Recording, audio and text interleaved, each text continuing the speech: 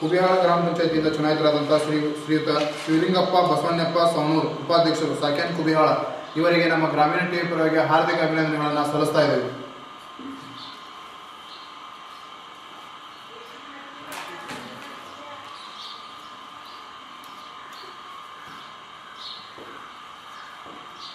Sir ನಮಸ್ಕಾರ sir, ತಮ್ಮ ಹೆಸರು? ನಮಸ್ಕಾರ ಸರ್, ನನ್ನ ಹೆಸರು ಶಿವಲಿಂಗಪ್ಪ ಬಸವಣ್ಣಪ್ಪ ಸವಣೂರು ಸಾಕ್ಯಾನ್ ಕುಬಿಹಾಳ. ಸರ್ ತಮ್ಮ ಕುಬಿಹಾಳ. ಸರ್ ತಾವು ಯಾವ ಗ್ರಾಮ ಪಂಚಾಯತಿಯಿಂದ ಚುನಾಯಿತರಾಗಿದ್ದೀರಿ? ನಾನು ಕುಬಿಹಾಳ ಗ್ರಾಮ ಪಂಚಾಯತಿಯಿಂದ ಚುನಾಯಿತರಾಗಿದ್ದೀನಿ. ಸರ್ ತಾವು ರಾಜಕೀಯಕ್ಕೆ ಬರೋಕ್ಕಿಂತ ಮುಂಚೆ ಏನು ಕೆಲಸ ಮಾಡ್ತಾರೆ? ನಾನು ರಾಜಕೀಯಕ್ಕೆ ಬರೋಕ್ಕಿಂತ ಮೊದಲು ರೈತಾಪಿ ಮತ್ತು ಸೋಷಿಯಲ್ ವರ್ಕರ್ ಆಗಿ ನಾನು ಕೆಲಸ ಮಾಡಿದೆ. ಸರ್ ತಾವು ರಾಜಕೀಯಕ್ಕೆ ಬರೋ ಕಾರಣ? ರಾಜಕೀಯಕ್ಕೆ ಬರೋ ಕಾರಣ ಇವತ್ತಿನ ವ್ಯವಸ್ಥೆಗೆ ಏನು ಬೇಕು ಬೇಡ ಅನ್ನೋದನ್ನು ನಾನು ಪರಿಗಣನೆ ತೆಗೆದುಕೊಂಡು ಗ್ರಾಮದ ಸೇವೆ ಕುರಿತಾಗಿ ನಾನು ಶ್ರಮಿಸಬೇಕು. ನಮ್ಮ ಗ್ರಾಮನ ರಾಷ್ಟ್ರೀಯ ಪಕ್ಷದ ಗ್ರಾಮವನ್ನಾಗಿ ನಿರ್ಮಾಣ ಮಾಡಬೇಕನ್ನುವಂಥ ಒಂದು ಉದ್ದೇಶದಿಂದ 4 ಜನರ ಮಧ್ಯದಲ್ಲಿ ಬೆರೆತ್ಕೊಂಡು ಹೋಗ್ಬೇಕನ್ನುವಂಥ ಉದ್ದೇಶ ಕಟ್ಟಿಕೊಂಡು ಗ್ರಾಮದ ಗುರು ಹಿರಿಯರ ಸಲಹೆಯನ್ನು ತೆಗೆದುಕೊಂಡು ನಾನು ಈ ರಾಜಕೀಯಕ್ಕೆ ಬಂದಿರ್ತೇನೆ. ಅದರಿಂದ ಮುಂದೂ ಸಹ ನಡೆದುಕೊಂಡು ಹೋಗ್ತೀನಿ. ಸರ್ ತಮಗೆ ಮೊದಲಕ್ಕಿಂತಲೂ ರಾಜಕೀಯ ಕುಟುಂಬ ಸರ್? ರಾಜಕೀಯನೂ ಮಾಡ್ತಿದ್ವಿ, ಅದರಿಂದ ನಾವು ರೈತಾಪಿನೂ ಮಾಡ್ಕೊತ ಬಂದಿದ್ವಿ. ನಮ್ಮ ಅಜ್ಜನ ಕಾಲದಿಂದಲೂ ನಾವು ರಾಜಕೀಯದಾಗಿ ಮತ್ತು ರೈತಾಪಿ ಕೆಲಸನ ಮಾಡ್ಕೊತ ಬಂದಿದ್ವಿ. ಸರ್ ನಮಗೆ ರಾಜಕೀಯ ಗುರುಗಳಾಗಿ ಅಥವಾ ಪ್ರೇರಕವಾಗಿ ಯಾರಾದರೂ ಇದ್ದಾರೆ ಸರ್? ರಾಜಕೀಯ ಗುರುಗಳಾಗಿ ಮೊದಲಿದ್ದು ನಾನು ಹೇಳ್ಬೇಕಂತಂದ್ರೆ ಪ್ರತಿಯೊಂದು ವೋಟರ್ಸ್ ಸಹಿತ ನನ್ನ ರಾಜಕೀಯದ ಗುರುಗಳ. ಯಾಕಂದ್ರೆ ನನ್ನ ಬಗ್ಗೆ ಅವರಲ್ಲಿ ಭಾಳಷ್ಟು ವಿಶ್ವಾಸ ಇದೆ. ಏನಾದರೂ ಇತರಿಗೆ ಕೆಲಸ ಕೊಟ್ಟರೆ ಅದನ್ನ ಸಮಂಜಸವಾಗಿ ಸಮರ್ಥನಾಗಿ ನಿರ್ವಹಿಸ್ತಾನೆ ಅನ್ನುವಂಥ ಒಂದು ಭಾವನೆ ಇಟ್ಟುಕೊಂಡು ನನಗೆ ಭಾಳ ದಿವಸದಿಂದ ನೀಂಥ ಒಂದು ಕೆಲಸ ನೀವು ಮಾಡಬೇಕಾದ್ರೆ ನೀ ಅದರೊಳಗೆ ಹೋಗ್ಬೇಕು ಅನ್ನುವಂಥ ಪ್ರೇರಣೆಯನ್ನು ಕೊಟ್ಟು ಭಾಳ ದಿವಸದಿಂದ ನನಗೆ ಇಲ್ಲಿ ತಂದು ತಲುಪಿಸ್ಯಾರ. ಆ ಒಂದು ಉದ್ದೇಶದಿಂದ ನಾನು ಈ ಒಂದು ಕೆಲಸಕ್ಕೆ ಬಂದಿದ್ದೇನೆ. ಮುಂದೆ ಅವ್ರ ವಿಶ್ವಾಸಕ್ಕೆ ಚ್ಯುತಿ ಆದಂಗೆ ನಡ್ಕೊಂಡು ಹೋಗ್ತೀನಿ. ಅವರೇ ನನ್ನ ಗುರು. ಸರ್ ತಮ್ಮ ರಾಜಕೀಯ ಚುನಾವಣೆಯಲ್ಲಿ ಚಿಹ್ನೆ ಏನಾಗಿತ್ತು ಸರ್? ಚಿಹ್ನೆ ಏನಾಗಿತ್ತು? ಆಟೋರಿಕ್ಷಾ ಚಿಹ್ನೆಯಿಂದ ಜಯಬೇರಿನ ಸಲ್ಲಿಸಿದೆ. ಸರ್ ತಮ್ಮದು ಎಷ್ಟನೇ ವಾರ್ಡು? ಒಂದು 3ನೇ ವಾರ್ಡು. 3ನೇ ವಾರ್ಡಿನಲ್ಲಿ ಒಟ್ಟು ಮತದಾರರ ಸಂಖ್ಯೆ ಎಷ್ಟು ಸರ್? 700 ಚಿಲ್ಲರೆ 720 ಮತದಾರರು. ಸರ್ ಅದರಲ್ಲಿ ತಮ್ಮ ವಿಧಾನ ಮತಗಳ ಸಂಖ್ಯೆ 335. ಸರ್ ತಾವು ಜಯಬೇರಿ ಸಾಧಿಸಲು ಎಷ್ಟು ಮತಗಳ ಅಂತರ ಇತ್ತು ಸರ್? 150 ಮತಗಳ ಅಂತ ಭರ್ಜರಿ ಜಯವನ್ನು ಸಲ್ಲಿಸಿರ. ಈ ಭರ್ಜರಿ ಜಯಕ್ಕೆ ಮತದಾರರ ಸಂಪೂರ್ಣ ಕಾರಣ. ಈ ಮತದಾರರಿಗೆ ಏನು ಹೇಳಕ್ಕೆ ಇಷ್ಟಪಡ್ತೀರಾ ಸರ್? ನಾನು ಮತದಾರರಿಗೆ ನಾ ಹೇಳಬೇಕಾಗಿದ್ದಿಷ್ಟೇ, ನೀವೆಲ್ಲರೂ ವೈಯಕ್ತಿಕವಾಗಿ ಪರೋಕ್ಷವಾಗಿ ಎಲ್ಲರೂ ನನಗೆ ಸಹಾಯ ಸಹಕಾರ ಕೊಟ್ಟು ನನಗೆ ಈ ಒಂದು ಚುನಾವಣೆಯಲ್ಲಿ ಅವ್ರು ಆರಿಸ್ತಿದ್ದಾರೆ. ಅವ್ರು ಯಾವುದೇ ಕೆಲಸ ಕೊಟ್ಟು ಶಿರಸಾ ವಹಿಸಿ ನಾನು ಕೆಲಸ ಮಾಡ್ತೀನಿ. ಅಲ್ಲಿಂದ ಸರ್ಕಾರದಿಂದ ಬರ್ತಕ್ಕಂಥ ಅನುದಾನಗಳು ಏನಿವೆ ಎಲ್ಲರಲ್ಲಿಯೂ ಅವನ್ನ ತಿಳಿಸಿ ನಮ್ಮ ಗ್ರಾಮಕ್ಕೆ ಏನು ಬೇಕು, ಏನು ಬಂದಿದೆ, ಏನು ಮಾಡಬೇಕು ಇದರಲ್ಲಿ ಅಂತ ಅವ್ರನ್ನ ಕರ್ಕೊಂಡು ಇವತ್ತು ಕೆಲಸ ಮಾಡೋದಕ್ಕೆ ನಾನು ಇಚ್ಛಾಪಡ್ತೀನಿ. ಅದನ್ನೆಲ್ಲರಿಗೂ ಹೇಳ್ತೀನಿ. ಅವ್ರಿಗೂ ನನಗೆ ಕೂಡ ಸಹಕಾರದಿಂದ ಬರಬೇಕು ಅಂತ ಅವ್ರನ್ನ ಕೇಳ್ತೀನಿ. ಸರ್ ತಮಗೆ ರಾಜಕೀಯ ಅನುಭವ ಎಷ್ಟು ವರ್ಷದಿಂದ ಇದೆ? ನನ್ನ ರಾಜಕೀಯ ಅನುಭವ ಅಟ್ಲೀಸ್ಟ್ ಒಂದು 6 ವರ್ಷದಿಂದ ನಾನು ಈ ರಾಜಕೀಯದಲ್ಲಿ ಧುಮುಕಬೇಕು ಅನ್ಕೊಂತಾನೆ ಇದ್ದೆ. ಜನರು ನನಗೆ ಹಿಂದೆ ನೀನು ಇದ್ರೊಳಗೆ ಹೋಗ್ಬೇಕು, ಇದು ಮಾಡ್ಕೋಬೇಕು ಅನ್ನುವಂಥ ಉದ್ದೇಶದಿಂದ ನಾನು ಹೇಳ್ಕೊತ ಇದ್ದೆ.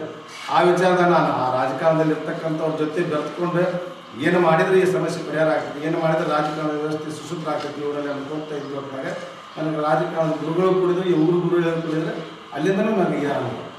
ಸರ್ ಇವಾಗ 6 ವರ್ಷಗಳ ಅನುಭವ ಇದ್ದು ಈಗ 6 ತಿಂಗಳ ಸರ್ ನಾವು ರಾಜಕೀಯದಲ್ಲಿ ದುಡಿಗೆ. ಈ 6 ತಿಂಗಳಲ್ಲಿ ಏನಾದರೂ ಹೊಸ ಅನುಭವಗಳೇನಾದರೂ ತಂದಿದೆ? ಹೊಸ ಅನುಭವ ಏನಂತ, ಹಿಂದೆ ಏನೇ ಆಗಲಿ ಏನೋ ಹೋಗಲಿ ಆ ತಪ್ಪುಗಳನ್ನು ನಾವು ಎನಿಸಬಾರ್ದು. ಈ ಮುಂದೆ ನಾವು ಬಂದಂಥ ಸಮಯದಲ್ಲಿ ಏನಿದೆ ಅದನ್ನು ಜನರಿಗೆ ಹಂಚಿಕೊಂಡು ಒಳ್ಳೆಯ ವ್ಯವಸ್ಥೆಯಿಂದ ನಡ್ಕೊಂಡು ಹೋಗ್ಬೇಕು ಅಂತ ನಾವು ಜನರಿಗೆ ನಾವು ಕೇಳ್ಕೊತ ಇದ್ದಾಗ ಆತ್ಮ ನೀವು ಅದನ್ನು ನೀವು ಏನು ಮಾಡಿದರೂ ನಾವು ನೀವು ಹಿಂದಿರ್ತೀವಿ, ನೀವು ಅದು ಮಾಡೋಕ್ಕೆ ತಯಾರಾಗಿರಿ, ನಾವು ಬರ್ತೇವೆ ಅಂತ ಜನರು ಹೇಳ್ಯಾರ. ನಾವು ಅದನ್ನ ಒಂದು ಪ್ರೋಗ್ರೆಸ್ ಕರ್ಕೊಂಡು ಹೋಗ್ತೀವಿ. ಸರ್ ಇವಾಗ 5 ವರ್ಷದ ಅವಧಿ ಇರ್ತದೆ ಚುನಾವಣೆ. ಈ 5 ವರ್ಷದ ಅವಧಿಗಳಲ್ಲಿ ಏನೇನು ಕೆಲಸ ಮಾಡಬೇಕು ಅಂತ ಅನ್ಕೊಂಡಿದ್ದೀವಿ? ಈಗಾಗಲೇ ನಮ್ಮ ಗ್ರಾಮಕ್ಕೆ ಹಿಂದೆ ಸುವರ್ಣ ಆಗುತ್ತಲ್ಲ ಅಂಥ ಗ್ರಾಮ ವಿಕಾಸ ಅಂತ ಒಂದು ಮಂಜೂರು ಕೊಟ್ಟಿದ್ದಾರೆ ನಮ್ಮ ಶಾಸಕರು. ಅದು 75 ಲಕ್ಷ ರೂಪಾಯಿ ಅನುದಾನ ಇದೆ. ಅದಲ್ಲ ಇನ್ನೂ ಬೇಕಾದಷ್ಟು ಅನುದಾನವನ್ನು ನಮ್ಮ ಶಾಸಕರ ಮೂಲಕ ನಾನು ತೆಗೆದುಕೊಂಡು ಬಂದೆ. ನಮ್ಮ ಗ್ರಾಮದಲ್ಲಿ ಪ್ರತಿಯೊಂದು ಮೂಲೆಯಲ್ಲಿಯೂ ಗ್ರಾಮದ ಸ್ವಚ್ಛತೆಗೆ ಆದ್ಯತೆ ಕೊಡುವ ಮೂಲಕ ನೀರು, ವಿದ್ಯುತ್ ವ್ಯವಸ್ಥೆ ಆಗಲಿ, ರಸ್ತೆ ವ್ಯವಸ್ಥೆ ಆಗಲಿ ಎಲ್ಲವನ್ನೂ ಪರಿಗಣನೆಗೆ ತೆಗೆದುಕೊಂಡು ಶಾಸಕ ಮುಖಾಂತರವಾಗಿ ಸರ್ಕಾರ ಮುಖಾಂತರವಾಗಿ ಎಲ್ಲವನ್ನು ಮಾರ್ಪಾಡು ಮಾಡೋದು ನನ್ನ ಉದ್ದೇಶ. ಸರ್ ಈ ಇಷ್ಟೊಂದು ಕೆಲಸಗಳನ್ನೆಲ್ಲ ಮಾಡ್ಕೊಂಡು ವಿಚಾರಿಸಿ ಇದರಲ್ಲಿ ಹೆಚ್ಚಿನ ಮತ್ತು ಯಾವ ಕೆಲಸಕ್ಕೆ ಬರಬೇಕಂತ ಆಶೆ ಇದೆ? ಹೆಚ್ಚಿನ ಮತ್ತು ಈಗ ಸದ್ಯಕ್ಕೆ ಸರ್ಕಾರದಿಂದ ಬರ್ತಕ್ಕಂಥ ಅನುದಾನ ಏನಿದೆಯಲ್ಲ ಅದಷ್ಟನ್ನು ನನಗೆ ಸಾಲದು. ಇನ್ನೂ ಸಾಕಷ್ಟು ಅನುದಾನ ಕೊಡೋಂಥ ಸರ್ಕಾರದಲ್ಲಿ ಬೇಡಿಕೆಯನ್ನಿಟ್ಟೆ ಇನ್ನೂ ಬರುವಂಥ ಹೆಚ್ಚು ಕೆಲಸಗಳನ್ನು ಹಾಕ್ಕೊಂಡು ಜನರಿಗೆ ಸದುಪಯೋಗ ಆಗುವಂಥ ಕೆಲಸನ ನಾವು ಅಳವಡಿಸಿಕೊಂಡು ಬಡವರಿಗೆ ಮತ್ತು ದೀನದಲಿತರಿಗೆ ಬೇಕಾಗುವಂಥ ಒಂದು ವ್ಯವಸ್ಥೆಯನ್ನು ಅವ್ರಿಗೆ ಏನು ಬೇಕಾಗಿತ್ತಂಥ ಸಮಸ್ಯೆಯನ್ನು ನಾವು ಕೇಳಿಕೊಂಡು ಅದನ್ನು ಪರಿಗಣನೆ ತೆಗೆದುಕೊಂಡು ಸರ್ಕಾರಕ್ಕೆ ಮುಟ್ಟಿಸುವಂಥ ವ್ಯವಸ್ಥೆಯನ್ನು ಮಾಡಿ ಬರುವಂಥ ದಿನಮಾನದಾಗ ದೀನದಲಿತರಿಗಾಗಲಿ ಅಥವಾ ನಮ್ಮ ಗ್ರಾಮಕ್ಕೆ ಬೇಕಾಗುವಂಥ ಸಲಹೆ ಸೂಚನೆಗಳನ್ನು ಸರ್ಕಾರಕ್ಕೆ ಮುಟ್ಟಿಸಿ ಅನುದಾನವನ್ನು ಪಡೆದುಕೊಂಡು ಬಂದು ಕೆಲಸ ಮಾಡೋದೇ ನನ್ನ ಧ್ಯೇಯ. ಸರ್, ಇವಾಗ 6 ತಿಂಗಳ ಚುನಾಯಿತ ಪ್ರತಿನಿಧಿಯಾಗಿ ಈ 6 ತಿಂಗಳಲ್ಲಿ ಏನಾದರೂ ಕೆಲಸಗಳು ಪ್ರಗತಿ ಇದೆ ಸರ್? ಸಾಕಷ್ಟು ಕೆಲಸವನ್ನು ನಾವು ತೆಗೆದುಕೊಂಡಿದ್ದೀವಿ. ಈ ಹಿಂದೆ ನೀರಿನ ವ್ಯವಸ್ಥೆ ಆಗಿತ್ತು ಅನ್ನೋದನ್ನು ಹೇಳೋದ್ರಲ್ಲಿ ನಾವು ನಮ್ಮ ಸಮಿತಿ ಈಗಿನ ಪಂಚಾಯತಿಗೆ ನಾವು ಹೊಸದಾಗಿ ಚುನಾಯಿತರಾಗಿದ್ದೀವಿ. ಆ ಒಂದು ಚುನಾಯಿತ ಪ್ರತಿನಿಧಿಗಳ ಸಹಕಾರ ಮತ್ತು ಅಧ್ಯಕ್ಷರ ಮತ್ತು PDO ಸಹಕಾರದಿಂದ ನಮ್ಮ ಗ್ರಾಮದಲ್ಲಿ ಯಾವುದೇ ಥರದ ತೊಂದರೆ ನೀರಿಂದ ಅಥವಾ ಕರೆಂಟ್ನಾಗಿರ್ಬೋದು ಯಾವುದೇ ಸಮಸ್ಯೆ ಇದ್ದಂಗೆ ನಾವು ಮುಂದೆ ಹುಡ್ಕೊಂಡಿದ್ದೀವಿ. ಅದರಿಂದ ಈಗಾಗಲೇ 18 ಲಕ್ಷ ರೂಪಾಯಿ ಅನುದಾನದಾಗ ರಾಜೀವ್ ಗಾಂಧಿ ಸೇವಾ ಕೇಂದ್ರ ಕೈಗೆತ್ತಿಕೊಂಡಿವಿ. 20 ಲಕ್ಷ ಅನುದಾನದಾಗ ಒಂದು ಗ್ರಾಮೀಣ ಗೋಡೌನ್ ಕೈಗೆತ್ತಿಕೊಂಡಿವಿ. 5 ಲಕ್ಷ ರೂಪಾಯಿ ಅನುದಾನದಾಗ ಸ್ಮಶಾನ ಅಭಿವೃದ್ಧಿ ಕಾರ್ಯ ಹಾಕ್ಕೊಂಡಿವಿ. ಮತ್ತು 7 ಲಕ್ಷ ರೂಪಾಯಿ ಅನುದಾನದಾಗ ಒಂದು ಅಂಗನವಾಡಿ ಹಾಕ್ಕೊಂಡಿವಿ. ಒಟ್ಟು ಟೋಟಲ್ ಒಂದು 50 ಲಕ್ಷ ರೂಪಾಯಿ ಅನುದಾನವನ್ನು ನಾವು ಈಗಾಗಲೇ ಬಳಕೆ ಮಾಡುವುದರ ಮುಖಾಂತರ ಕೆಲಸವನ್ನು ತಗೊಂಡಿವಿ. ಇನ್ನು ಮುಂದೆ ಕೋಟಿಗಟ್ಟಲೆ ಅನುದಾನವನ್ನು ಬಿಡುಗಡೆ ಮಾಡಿಸ್ಕೊಂಡು ನಮ್ಮ ಗ್ರಾಮದ ಸೇವಾಭಿವೃದ್ಧಿಗೆ ಶ್ರಮಿಸಬೇಕಂತ ನನ್ನ ಇಚ್ಛೆ ಇದೆ. ಸರ್, ಇವಾಗ 6 ತಿಂಗಳಲ್ಲಿ ಏನಾದರೂ ರಾಜಕೀಯ ಸವಾಲುಗಳು ಎದುರಾಗಿದ್ದಾವೆ ಸರ್ ನಮಗೆ? ನಮ್ಮಲ್ಲಿ ಯಾವ ಸವಾಲು ಎದುರಾಗಿಲ್ಲ. ನನಗೆ ತಿಳಿದ ಮಟ್ಟಿಗೆ ನಾವು ಜನರ ಜೊತೆ ಒಳ್ಳೆಯ ಸೌಹಾರ್ದತೆಯಿಂದ ಬೆರೆತುಕೊಂಡು ನಾವು ಕೆಲಸ ಮಾಡಕತ್ತೀವಿ.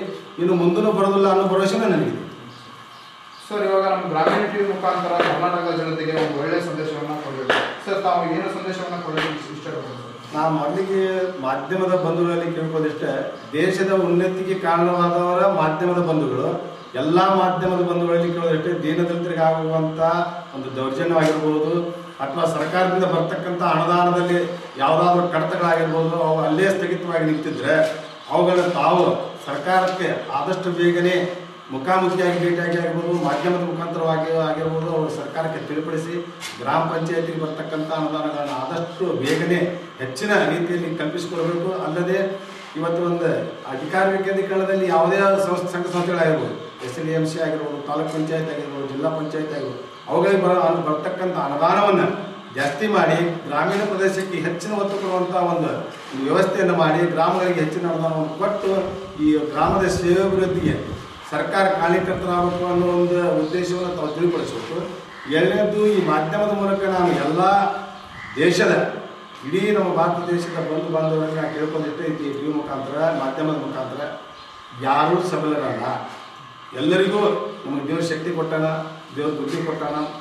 ಮಾಧ್ಯಮದವರು ನಮ್ಮ ಜೊತೆಗಿದ್ದಾರ, ಸರ್ಕಾರ ನಮ್ಮ ಜೊತೆಗಿದೆ. ನಾವು ಯಾರು ಸಬಲರನ್ನುವಂಥ ಒಂದು ಧೈರ್ಯವನ್ನು ನಾವು ತೆಗೆದುಕೊಂಡು ಮಾಧ್ಯಮದ ಮುಖಾಂತರವಾಗಿರ್ಬೋದು, ಸರ್ಕಾರದ ಮುಖಾಂತರವಾಗಿರ್ಬೋದು ಅಥವಾ ನಮ್ಮ ಸ್ವಂತ ಉದ್ದಿಮೆಗಳಿಂದಾಗಿರ್ಬೋದು ಯಾವುದಾದ್ರೂ ಮುಖಾಂತರವಾಗಿ ನಾವು ಸದೃಢರಾಗಿ ಬದುಕಕ್ಕೆ ನಾವು ಪ್ರಯತ್ನ ಮಾಡೋಣ. ಸರ್ಕಾರ ನಮ್ಮ ಜೊತೆಗಿದೆ, ಯಾರೂ ಎದೆ ಮುಂದೋದು ಬೇಕಾಗಿಲ್ಲ. ನಮ್ಮ ಹಿಂದೆ ಸರ್ಕಾರ ಬರೆದಿದ್ದು ಮಾಧ್ಯಮದ ಬಂಧುಗಳಿಂದ ಕರ್ಕೊಂಡು ನಾವು ಹೋಗಿ ತಲುಪಿಸಿ ಬೇಕಾದಂಥ ಸವಲತ್ತುಗಳನ್ನು ನಾವು ತೆಗೆದುಕೊಳ್ಳೋಣ, ಸದೃಢವಾಗೋಣ ಅಂತ ನಾನು ಈ ಮಾಧ್ಯಮದ ಮುಖಾಂತರ ಎಲ್ಲ ದೇಶದ ಬಾಂಧವರಲ್ಲಿ ತಿಳಿಸ್ತೇನೆ. ಓಕೆ ಸರ್, ಇಷ್ಟೊತ್ತಿನವರೆಗೆ ನಮ್ಮ ಗ್ರಾಮೀಣ ಟಿವಿ ನಮ್ಮ ಮನದಾಳ ಮಾತುಗಳನ್ನು ಹಂಚಿಕೊಂಡಿದ್ದಕ್ಕೆ ಧನ್ಯವಾದಗಳು. ಓವರ್ ಟು ಗ್ರಾಮೀಣ ಟಿವಿ ಕ್ಯಾಮ್ರಾಮ್ಯಾನ್ ಲಿಂಗರಾಜ್ ಜೊತೆ